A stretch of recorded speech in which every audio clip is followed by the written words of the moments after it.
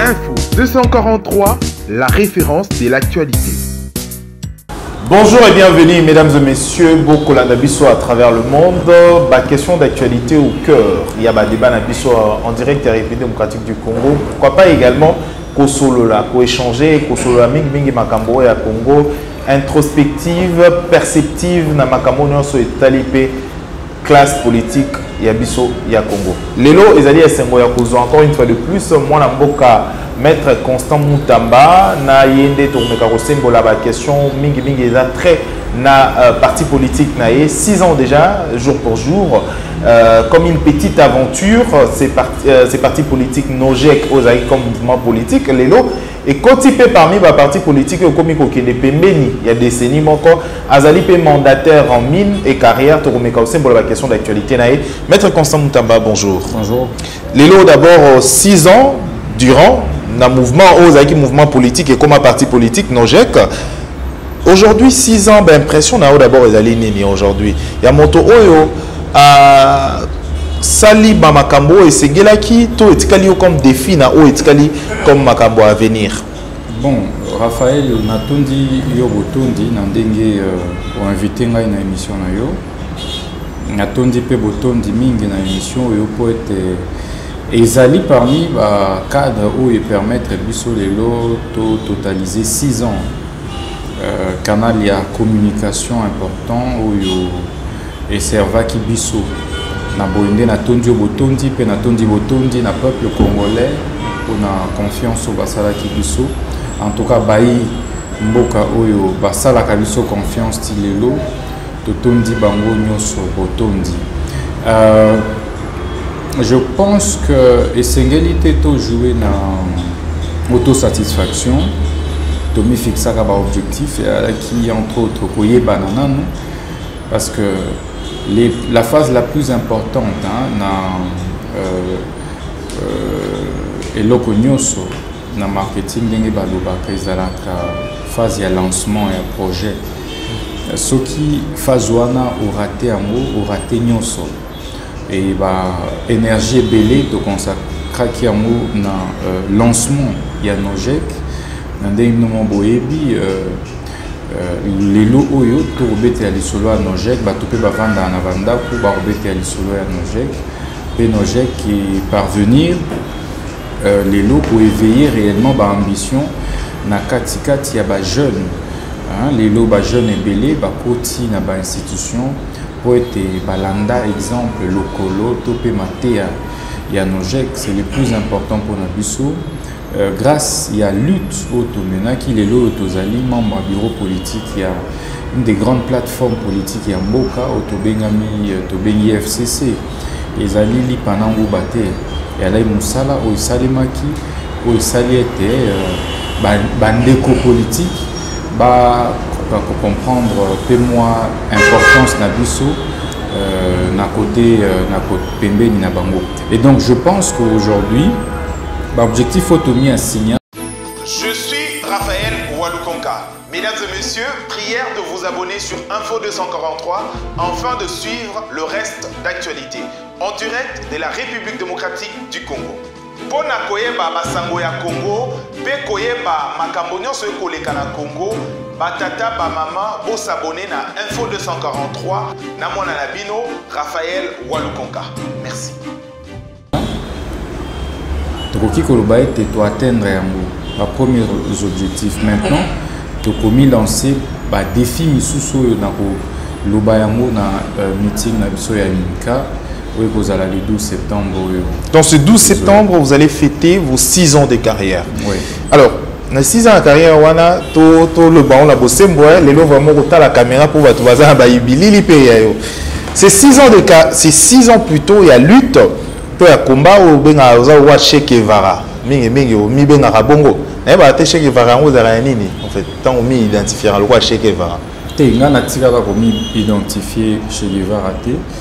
Et au regard, il y a parcours politique où il y a une idéo révolutionnaire autoponaka, des baninga, babengaka biso Fidel Castro congolais. Fidel Castro plutôt, excusez. Fidel Castro congolais parce que tout simplement, Tozali Kolanda un tout petit peu makolo ya mikolo ba révolutionnaire a minene oyo ba marquant na monde mobimba. Fidel Castro, Che Guevara, Thomas Sankara, même Laurent Désiré Kabila, même Lumumba. Il faut dire que là qui ba grand révolutionnaire bateau bazali commis opposé na domination étrangère bateau baza ko prôner autodétermination à peuple bateau ba ko prôner autodétermination auto-prise en charge ya peuple bisoto ali ba oyo to senga kana bato bakinde na mboka mipaya te bakinde ko mi mobiliser te na ba ambassade pour na kokende ko wela kozala na kokepoto kokende États-Unis te bamboka nyonso wana ezalaka construit par ba ancêtre na bango biso pe sengeli to tonga mboka na biso donc moto ya vandi na poto aokanisa ete ako gagner vie kuna tolobi te biso to wana mboka oyo na tikala jamais kokende poto pe na tikala kokende mote et banga rande pour na ba combattant na kobenga na bato banga rande pour na ba combattant non yo banga rande pour na ba combattant na éviter combattre na kisinini o bazara ba beta ba lumbe na poto donc na ba polémique wana te je crois beaucoup na ba congolais au bazana diaspora ba voyou te il y a énormément des hommes et des femmes intelligents. Et donc je ne voudrais pas, dans la société, nous sommes égarés, mais moi je ne voudrais pas qu'auto-généraliser un mot. Donc on a banga monté quoi. Alors aujourd'hui, on a des places parce que on a Congolais à 100%. On a d'ailleurs parmi les Congolais qui partagent la frontière, on a Congolais à centre. Donc tout ça, il y a centre. Que ce soit côté à maman, que ce soit côté à papa. Donc je n'ai pas à avoir peur de qui que ce soit. La conviction politique, je suis obligé de soutenir place où je suis convaincu que la conviction est congolais, la liberté à exprimer conviction donc c'est pour apaiser que naoki kobanga te congolais membati anga lusapi muninga nanga congolais parce que aza prôner conviction nanga été atianga musapi tokotia na misapi parce que muto abanisa muninga azati. Alors aujourd'hui il faut le baron na bosembo en tant que en étant jeune en 2014 moi ba parti ba mouvement politique ya liboso vraiment ba bandaka makambo ya ba mouvement politique encore avec moko ya ba autre bosana raté bien sûr on a makambo ya politique initiative no a sifflé au bandaka on a 2014 Robert a sifflé au écouter ba beta au tout ba lever au ba bimisa tout ça et ça lipe moko ya ba bitumba la kasa bitumba na yo ba cicatrice ya bitumba na yo j'ai encore des souvenirs en 2014 de nini komaki aujourd'hui parcours na yo so il faut définir en auto betango ça te dit quoi aujourd'hui si ezaki à refaire on a quand même on dit manio so wana ko tara nango nyoso monaka ngo et oza lelo nga on dit moza lango d'ailleurs pour moi ils sont insuffisants quoi je crois que j'ai encore beaucoup à faire pour ce pays. J'ai encore beaucoup de sacrifices à consentir. Pour Nambo. Nango nalobi toko senga na ba Congolais nyusu batika kende na bamboka ba paya. To vanda awa kozana mboka mupaya te bando critiquer mboka na yo. Zonga awa bato ba gouverner ba l'équipe biso na rien. To constituer force to pia bango makanisi et ba élection ya li ceux qui va quitter te remplacer bango. Donc pour moi les parcours il y a combattant il y a révolutionnaire tout révolutionnaire Che Guevara ba Fidel Castro ba leka na ba parcours on a et être arrêté tout ça on a modestement contribué dans l'alternance ya lelo pour vous dire que man a banga tout est dans ça la musala na par conviction. Mais c'était vite hein, on vous a acheté très vite aussi hein. Non, acheter, c'est quand même insultant. Non, c'est vrai. On a lobby, c'est insultant. Tout le monde, on vous a acheté. Il faut qu'on retire le terme. Toto qui n'a pas continué. Toto qui n'a pas bossé. Moi na illustré et puis na lobby hein. Yo retiré non terme acheté quoi. Bon ça va na parce que Toto le bani ni bazwa ki yo kasi bazuyo.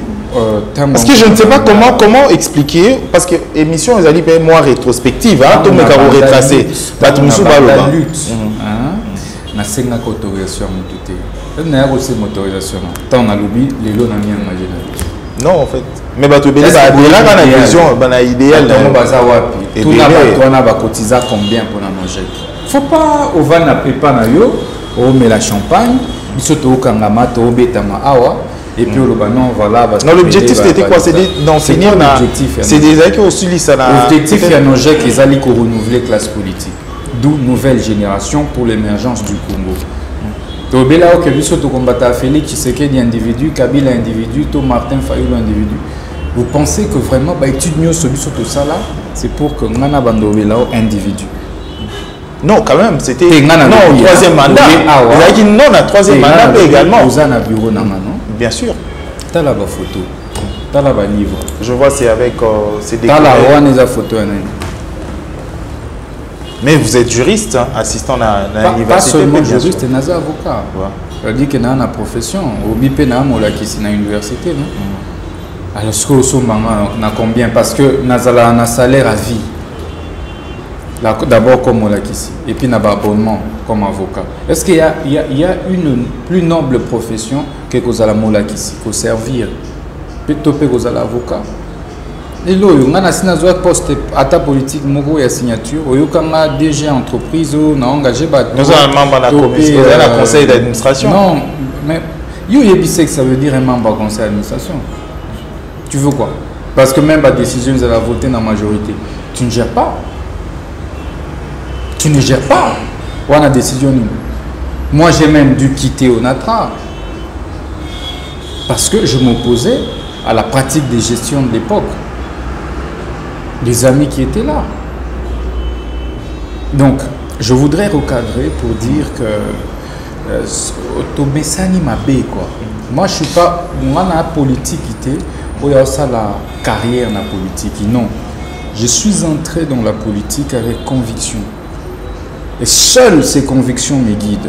Dans le Bélio, aussi au Monanga, l'ambassade, depuis Oebanga, tant que le mouvement citoyen, Baokanga, Bamasato, Bakenda, Bapoto, Botuna, Bosenga, Nabamdego, Nabsonyoso, Bazala, même Napoto, ceux qui n'ont moko contribution à $1.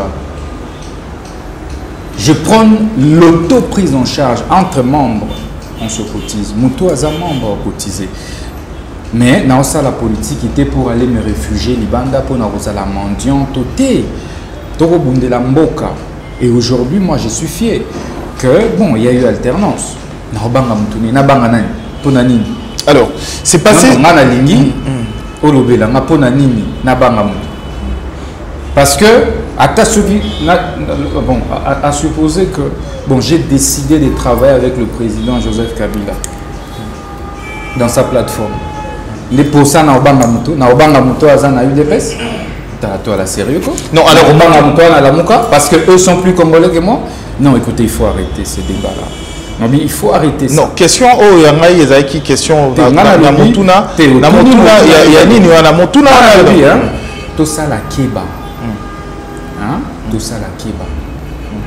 Motuna il y a batulelo 6 ans après to linga to 6 ans na yo parcours na yo te mais parcours na wana yo parce que 6 ans au sali aujourd'hui au bateau ebele il faut le dire hein en étant jeune au faire rêver bateau ebele également aux parti président parti politique elenge ezali moi kokoso mingi ezali elo mo souhaité 6 ans durant au tenir quand même sans poste na négocier poste TP na zo poste à Tamote.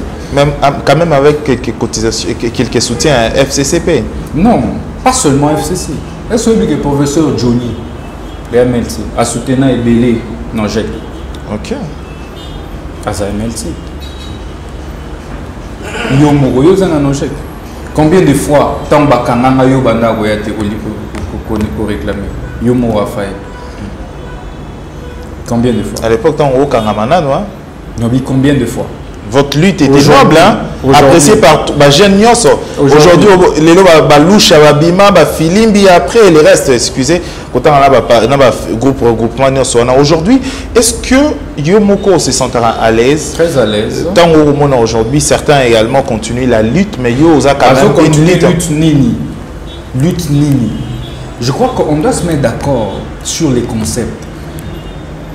Aujourd'hui, sois sincère avec nous.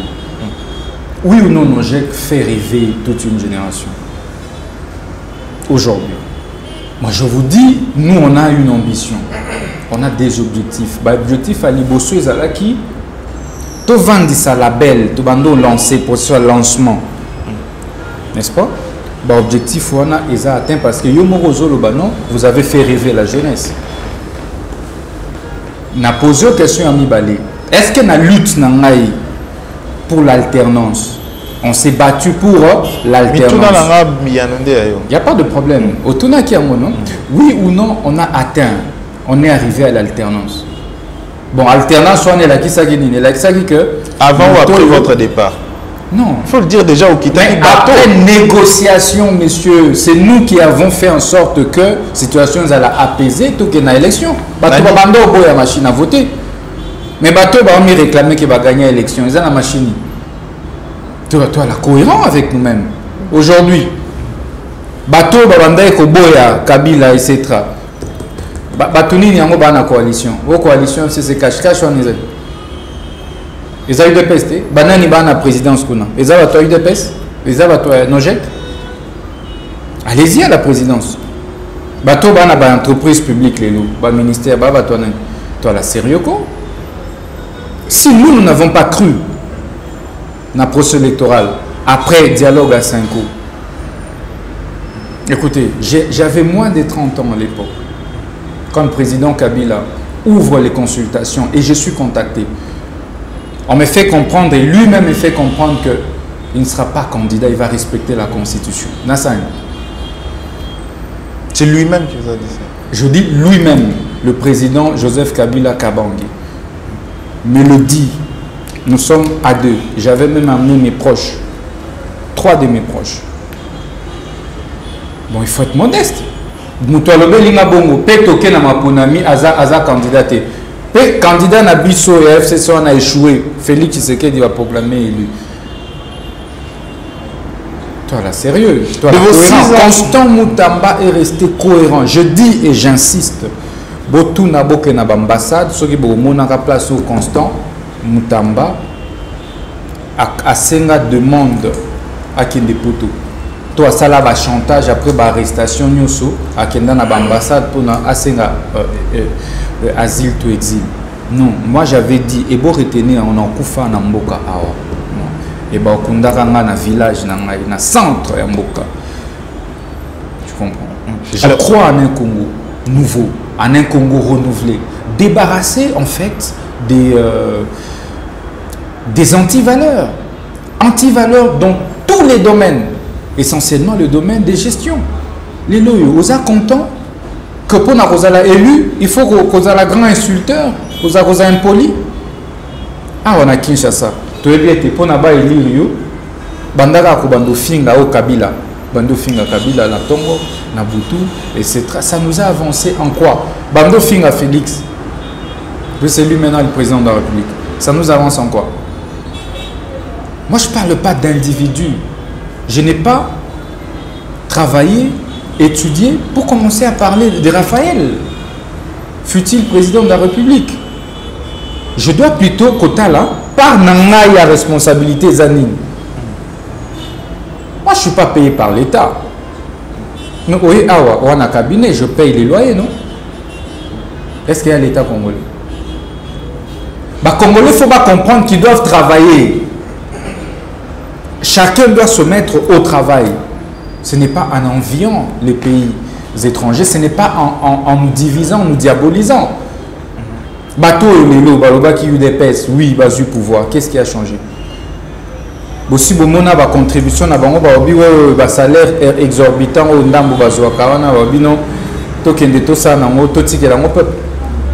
chacun, d'ailleurs, presque, pourquoi ils ne font pas étudier leurs enfants ici? qui travaillent ici pourtant. De Mbongo Mboka, oh, Baozwa, Awa, Baotina, on a poto. Entre Bango Nanga, qui est plus compatriote que l'autre? Dis-toi, sérieux? Et puis, vous voulez venir m'intimider, moi, dans mon propre pays? Et puis, toi, un Congolais comme moi? Dis, c'est quoi ça? Ce qui, déjà, à l'époque, j'ai fait face à l'armée, à la police, aux armes létales. Bon, on est ma kofi. Ce que tu as ma kofi. Toi, tu peux m'intimider, moi, Constant, parce que j'ai décidé d'être au FCC. Kuna wa Congolais bazate. Alors aujourd'hui, Tunyo Motuna kuna ba Congolais bazate. On a mis tout dans la gaïne. Et dérangeant ma casse, apparemment, tous les gars qui chapitre, mais nazo revenir sur ça. Mais non, pourquoi la décision avoir choisi FCC, c'est pas un péché pour toi. Et l'autre est dérangé là. Et ça, cette espèce, il y a diabolisation, il y a intimidation. Il y a un groupe de Congolais. Non, vous intimidez pas parce que vous êtes au pouvoir. Non, tu as le lobby qu'on vous a acheté, non? Il y a intimidation et puis bah. Je retire, hein, je le retire. Je le retire. Je le retire. Vous n'allez pas cracher sur la lutte d'un jeune qui s'est battu. Et je peux t'assurer, je pouvais aussi m'organiser côté Nabana Nabapoto. À tout moment, je peux le faire. Mais je refuse parce que je crois en un Congo. Et je dis que j'ai ma part de responsabilité. Chaque Congolais est responsable de tout ce qui arrive au Congo. C'est ce que je veux dire en fait. Et il ne faudrait pas que, si nous sommes divisés sur l'approche du combat, que toi tu te crois plus légitime que l'autre. Non, là, alors on a un problème. Pourquoi Congolais, Tolingaka, ce qu'on a position, tu penses détenir la vérité absolue? Et avec beaucoup, pourquoi tu es là orgueilleux, Congolais? On ne connaît rien, mais toi orgueilleux. On n'a rien, mais toi orgueilleux. Pourquoi? Il faut être relatif. Il faut relativiser les choses. Alors aujourd'hui, Congolais, a droit à bango. Yako, Lobelamboka. Bato na FCC, a droit à bango. Constant Moutamba, na Nojek, na Azapé na droit na yi. Bien sûr, c'est votre droit le plus légitime. Le plus légitime. Vous comprenez? Jamais na kolinga Nojek, batonyo soba lingamo. Jésus-Christ d'abord, Yemoko. Jésus n'avait pas mis d'accord tout le monde. La plus forte raison, alors, Mutuna Moussoussou, Ezali, le renouvellement à classe politique. Nojek, tu as créé en 2014, jusqu'à aujourd'hui, aucune fonction dans le lobby. Aucune. Mais il faut le voir. Mais master belé. Mais les gens. Non, mais mandataire Yannin, il a expliqué, allez poser la question à mandataire en mine et carrière, ils ont profession libérale. C'est comme ça que dans le Congolais, tu as un problème. Mais la facilitation, on paye caution et pas à l'État de plus de 4 500 $ pour nos mandataires en mine. Client. Je suis avocat. Comprendre? Seulement dans le domaine minier, ce n'est pas tout avocat qui peut poser les actes d'une agrément comme mandataire en mine. Alors aujourd'hui, il faut des clients. C'est ça la profession. C'est ça. Alors, très bien. Maître Constant Moutamba, il faut le bango aujourd'hui. Il ne faut pas confondre mandataire en mine à mandataire et à l'État congolais. Et moi, je parlais de mandataire d'abord et à Liboso. On a eu la facilitation. On a facilitation pour la facilitation. Moi, je FCC. Les bien fondés à FCC. Sauf les études en tant que maître avocat. Mais on sous les restes, c'est Moni Congolais sur l'Union Bombélé Likam. Voilà, côté Wanangaï, côté Wana, tous les cas pas jouer. On peut ça où ils ont règlement minier. Tanga Yango. Donc comprendre que on ne facilite pas tout. Faut que tanga, il faut que y ait beaucoup de. Batunde, il ça va. Nous poser une question. Pour nous, nos faciliter. Pour nos avocats, il ne faut pas faciliter. Alors, d'autres choses à présent, tout sur le Makambo, on a 6 ans aujourd'hui. Il faut que 6 ans, on a 6 ans qui n'a pas preuve et belé pour nous de 0 à aujourd'hui.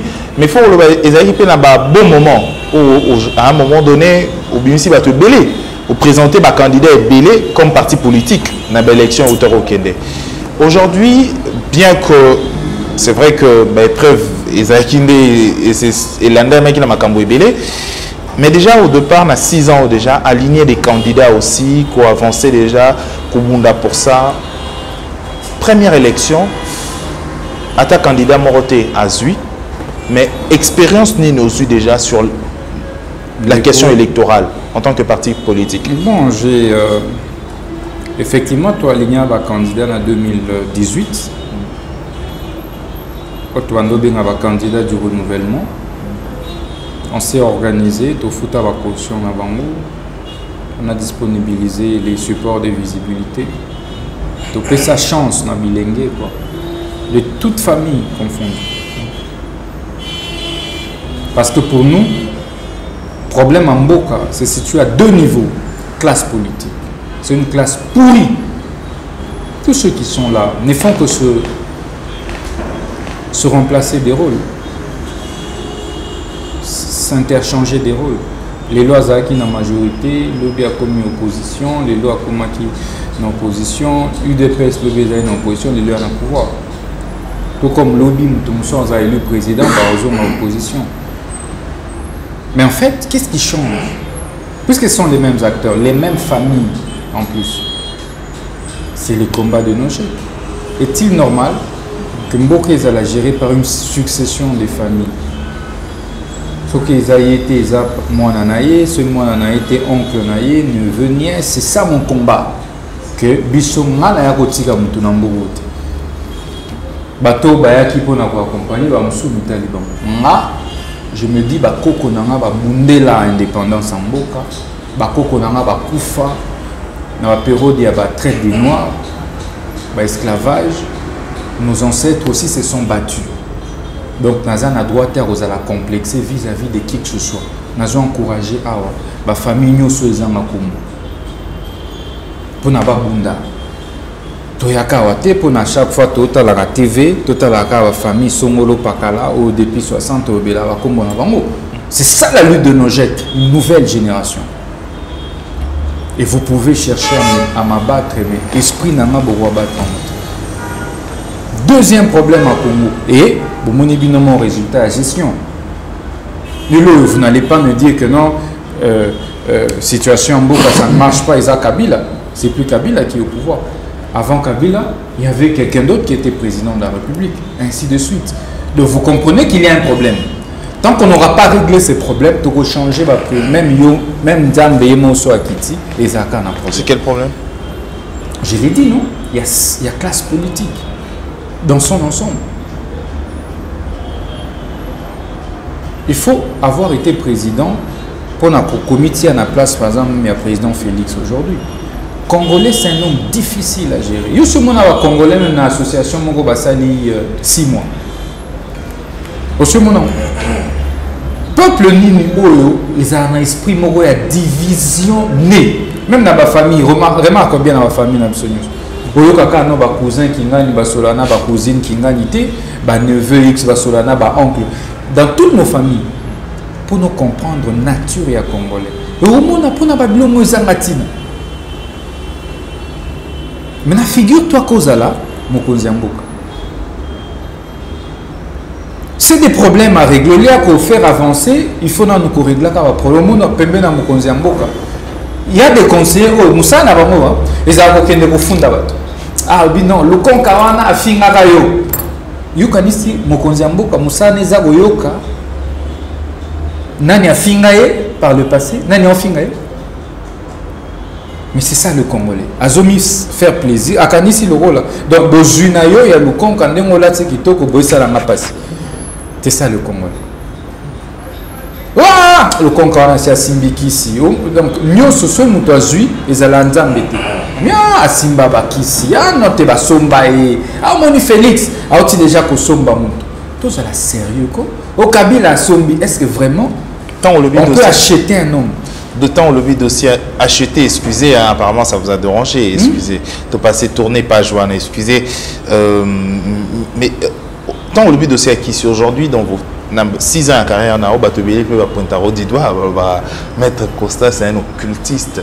Voilà. Élévation nyoso Mais c'est courage oyo tosala ntango C'est vrai, il faut. ntango bakanganga nazala na kisi te nazala occultiste te ntango na souffra na inga nakufa plusieurs fois na mboka oyo wana nazali na kisi te ntango tosala émission ngano na ministre mais ntango baonome nga ministre nde eza Constance Mbikisi. Oh, vous êtes premier ministre. Mais parce que bon bato baba ministre ba déjà ba entreprise babota mana mitumi na pas le konga na yo no ntango nzambe alobi tana bango ba komita na ngape kokoma na ozela tourna nga pe kokoma même après 30 ans kokoma na mboko yo parce qu'il y a pas deux procédures deux moyens il y a qu'à gérer que auto sala base réelle des gens qui croient en toi. Ça peut prendre le temps que ça prendra et je ne suis pas pressé. On réduit tout. On justifie tout. Simplement. Hein? On banalise tout. Quoi. Les efforts au fournir même qu'on a awa, ni émission. Ça fait combien de temps on a une émission? Tu n'étais pas comme ça quand moi je t'ai connu. Mais Nzambazou ça la koma tamale malem. J'ai aligné des candidats dans UT. Est-ce que pour autant on a croisé ma boucle? Je pouvais abandonner. Beaucoup de partis ont fermé. Pourquoi les lots Oyoto, le Belaïsou, nos jets? Et surtout suivi, il y a un choc, un départ ébélé après. Hein? Oui, départ Isaac ébélé parce qu'évidemment l'échec est toujours orphelin. C'est la réussite qui a des pères. Des pères. Vous comprenez? Échec, on a toujours moutonio soit responsabiliser tête. Oh non, tu parce que tout kima. Parce que moutouna moutoya kana kop na idée naïe. Mais est-ce pour autant qu'il y a croisé ma beaucoup na pika ba crise à AVC? Je me suis dit gloire à Dieu. So au a oye na bureau na ni ne za na table d'ailleurs. Ba commune. Ba bina ndako nganga pe Bible ezalaka. Te na lobby ba commune. Na ndako nganga pe Bible ezalaka. Non, c'est pour te dire que au moni soki ba signe soki andeni. Non, je crois en un idéal, c'est le travail. Pour moi, le travail résout tout. Okay. Le sacrifice résout tout. Vous êtes chrétien, croyant? Je suis un fervent chrétien, issu d'une famille chrétienne. Mes parents sont pasteurs, par ailleurs. Wow. Donc, je suis né dans la chrétienté. Okay. Et Dieu m'a tellement béni dans ma vie. C'est toujours pas aisé. Il y a... Ngatam na monaka bolimbisi muto aza na handicap moko na nzoto na remercier Nzambe parce que comme me poser la question bon il y a ça la nini pas comment pour que dès les bas âges azala peut-être aveugle azala peut-être na problème ya kotambola azala peut-être na problème ya nzoto pe ngape na sala nini pour que nazala na 5 sens na nyonso na tanga na silisa na bala. Il y a grâce, il y a Mboulou, il y a Nzambe. Alors, tout le monde dit aux alliés chrétiens parce que vous utilisez grâce, faveur, vous parlez de la foi. Aujourd'hui, il y a beaucoup de jeunes. Hein, aujourd'hui, Baningaraba aspire à la grandeur. Mais, la famille peut-être compliquée, Makamboza obscur pour Nabango, passer par des difficultés. À travers votre expérience, à travers ce que vous êtes aujourd'hui, qu'est-ce que vous avez à ce net moment pour que... C'est de ne pas considérer l'origine sociale. Moi, je suis venu d'une famille modeste. Mes parents avaient les moyens, la possibilité de me payer juste les études. Papa Nangazala, ministre Namboko, la député.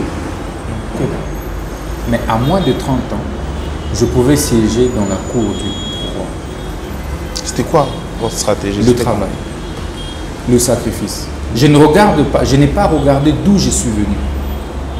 Après avoir étudié Naloba, mais pourquoi est-ce que ma famille Songoloka Ande Bimaka, Bamoka Ande économiquement, Vandia et politiquement? J'ai rassemblé les amis et on a commencé cette idée de Nojek. On s'est battu. Tolobi, Bissopé Togoki Okoma. Et en travaillant dur, on a critiqué.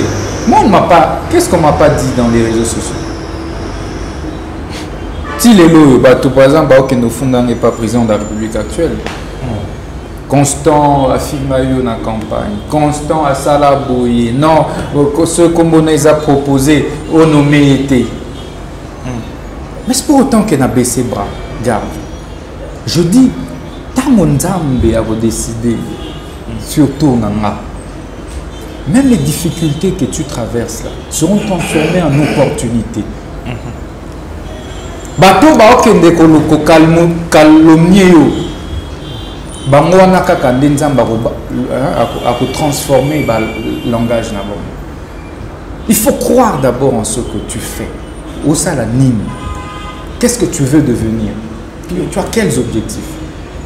À partir de ça, après avoir défini et le Kolingi, tu t'en donnes les moyens. Moyens, ça comme mon soloté. Quand j'ai commencé, non, j'ai n'allais na bureauté. Bref, et oye bien. Na bando kutani sa bandeko, na se abandete. Au moins, on a négocié, moi, terrasse, moi, boyer, tout ça. On a rassemblé tout sombi, moi, maï, moi, sucré, moi, comment. Dans un bureau, boyé. Mais parce que j'y ai cru et j'y ai travaillé, tu travaillé sérieusement.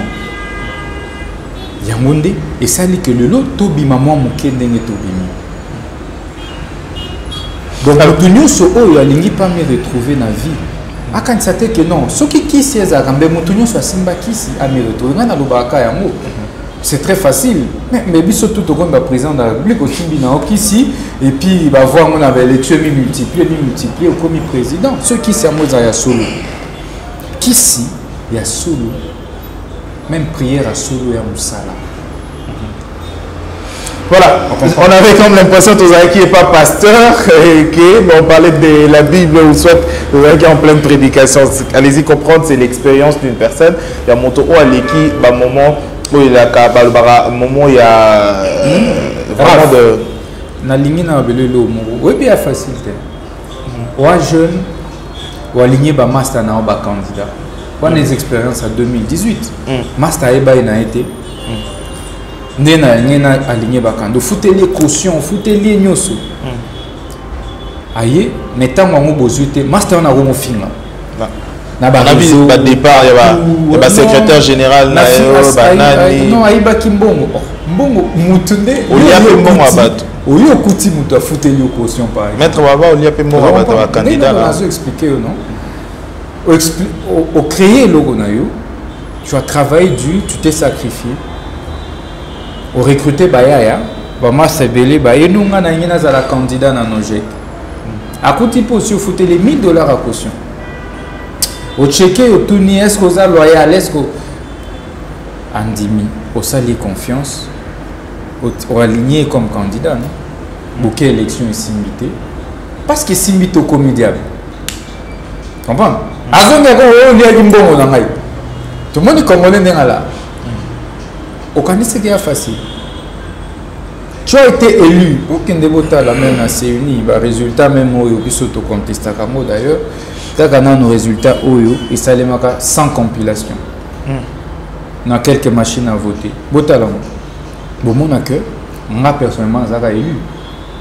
Mais je n'ai jamais été proclamé élu. Vous pensez que c'est facile pour un jeune? Mbongo autodépensage, je pouvais dépenser ça dans le palais, dans le mandat, dans Bandal, dans le locataire. Mais tu crois en quelque chose, tu dis non, Tokende, ça n'a pas marché. Au cadre de la FCC, Tokende a ministère, gouvernement Bimi a Bimi ministre. Et puis, la mise à ta ministre monte. Na continue au travail. Le mandataire va bimi. Naza na katité. Au cadre, vous pensez que c'est facile? Est-ce que vous connaissez vraiment que c'est facile? Et comment vous avez fait pour surmonter tout ça? Parce que je suis détaché du matériel. Je crois en un idéal.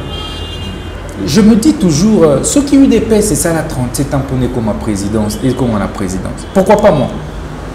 Je peux en faire 40. Je n'ai que la trentaine aujourd'hui. Donc si un jour, je pouvais moi aussi postuler à mes 70 ans, pourquoi pas? Si je me mais à persévérer, à patienter. La politique, tout comme la vie, est à la course.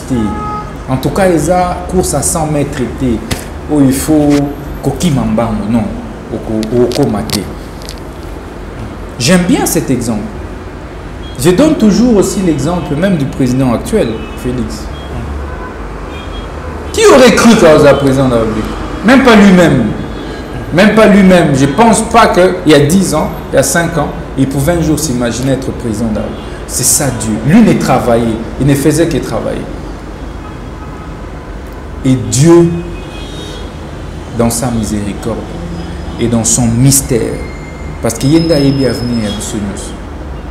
À Salikelilo, c'est Félix qui est président de la République. Même dans la Mouka, quand tout Bissonius quand Moïse Ndagoki Kobima, même Martin Fayoulou, on ne lui donnait pas la chance. Mais tant que temps il y a Martin Komaki, même Bissonius Martin Komaki populaire. C'est ça Dieu. C'est ça le mystère de Dieu. Voilà pourquoi j'en profite pour inviter certains militants, il y a eu des pèses, à beaucoup de modestie. Basu pouvoir, mais je pense que Ndango Basu abusé dans le Batika, pour les qui s'attendent na bango, il y a qu'à croire que Baoki ko freiner ba vie à bateau. Hein? En allant, que c'est la présidente tant, que diaboliser Kabato. Les présidents, Aza président Batunios. Président, Aza n'a tenté à Kobanda Kolanda, il n'a pas ce temps-là. Non. Il faut que ça là, humble, quota là, ce qui peut se faire demain. Donc voilà un peu en passant le message que je lance à nos frères. P2, la tolérance. La tolérance. Toi, Bissonio Soba Congolais. On peut ne pas être d'accord sur des marches à Motosongoloto Pakala. Et ça, liberté, peut droit naï. Pourquoi? Ceux qui te développent intolérance, te retiennent beaucoup dans la situation où il y a ingouvernabilité. Et tu peux perdre un mot Bissonio. Il y a l'histoire, il y a le roi Salomon face à Bassimi Balé, Oyo, Mwana Moko Akufa, qui Mwana Moko Atikalaka. Est-ce qu'il faut qu'on boma Congo pour la mission se perdre ou il faut plutôt qu'on sauver? Moi, la limite au jouer dans la sagesse. Osako au soutien UDPS, un militant UDPS, ça la humble, osako détenir vérité absolue, patriotisme absolu. Oza muto la muka, zala humble. Oza muto FCC non jek, zala humble. Relativiser. Comment on a battu le roi ba sous-homme, ba sous-congolais. Comment on a tête yolinga ka Congo yoko le kabango. Ba proche kakande et keseni. Merci, moi Mboka, maître Constant Moutamba, Tokomi Kokiena Souka édition la Bisso, mais dans l'occasion à 6 ans et à carrière, qu'est-ce qui est prévu pour na Batunion, so ba accompagner Bino, pour na Batunion, ou peut-être Bozarana Bango, pour na Batunion, so Bazana Yo Lelo, pour na tout ce qui Batunion, so Basali partie histoire. Célébration, il y a meeting na Bisso, il y a anniversaire et cause à la meeting na Lingi. Et réellement, tu vas comprendre que non, j'ai qu'ils ont force de masse. Ils ont force pour ils ont rassemblé jusqu'aujourd'hui les jeunes congolais. On a démontré en gros le 6. Le 12 septembre, samedi. Samedi, on a démontré à mon Imka, na Ernie. Et on va à 10h30, donc on a à 13h. Qu'est-ce qui est prévu? Non, échange. Pour remercier pour permettre de et là ils ont une idée au départ et là qui n'en a macan ici les lois bimi pe bato bakomo lobelango et ensuite toko tonda bato nyonso yo ba militant ici à travers le pays na engagement na bango pour être balanda no jeter pour na mbongo pour na poste non sinon belelo bazali sous na injecté et ensuite tu repères ça va objectif et sika maintenant capeza nini tokende wapi n'a pas moyen à atteindre l'objectif. Je vous informe que nous travaillons pour que nos jets tous a une véritable force de masse. Que jour sous tous a la capacité à rassembler ces militants dans le stade des martyrs. Donc c'est ça la prochaine ambition pour moi. Et on y travaille. On va lancer aussi les tribunes populaires. Au Parlement debout. On va lancer ça à travers l'ensemble du pays. Au Banana, on a Kinshasa. Au Beaumont, on a la tribune populaire et ils ont la tenue régulièrement. On a des jeunes. Pourquoi des jeunes? Parce que on a un jeune, toi, génération, mon et dans les jeunes, ça sert à quoi? Au tika mastana. Eux, que les lots. Ce qu'on a vieux moro lol. Alors, un salaud fini. Ah non, petit, on a fini. Mort de rire. Assoir, gagner c'est fini. Donc, il y a un mode. Comprends? Seul, les jeunes et la génération te comprennent. Alors, pourquoi ils osent les nez qui toquent? Maïele. Ok, nous soutenons la partie à la vieux, à la combo. La vieux, on a soutenu la génération, on a bango. C'est la génération. Et voilà. Et c'est que les jeunes et la génération tout travailler ensemble pour c'est quoi l'opposition? C'est quoi la majorité? Toi, la sérieux.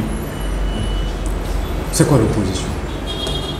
Qui a été opposant hier et aujourd'hui au pouvoir? Qu'a-t-il fait? On comprend?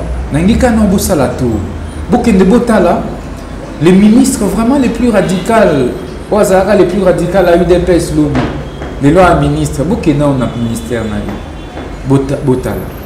Et là, on a ça réellement que yé.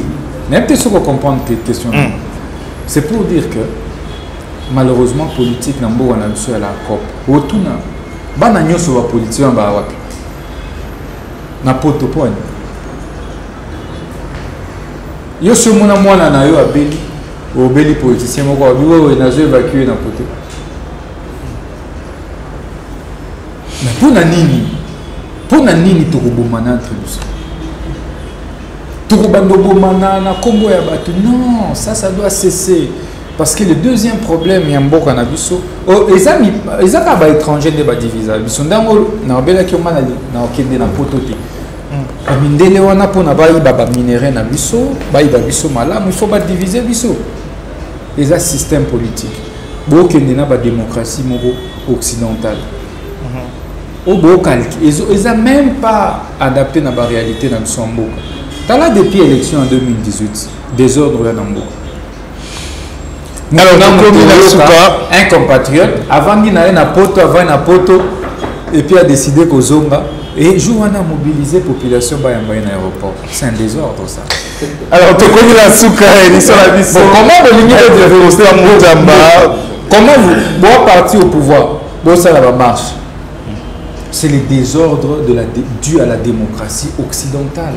Au moment où le peuple est causé la beauté, ça est libre à Ophélie. Peuple est causé la beauté, ça y est, soins de santé.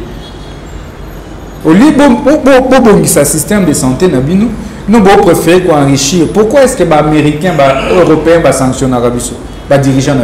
Mais parce que les gens mais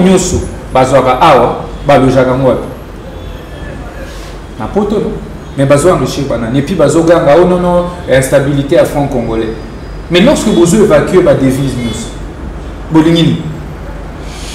alors, Maître Constant Moutamba, comme la sous-édition d'Abisso, merci pour votre disponibilité. Je rappelle que Ozali, président national, il y a parti politique Nojek, Ozali, mandataire à mine et carrière, Ozali, au cadre, il y a FCC, le bureau politique, il y a FCC, comme la sous-édition. Bonne fête déjà. Merci. Et puis, plein succès pour la Nojek.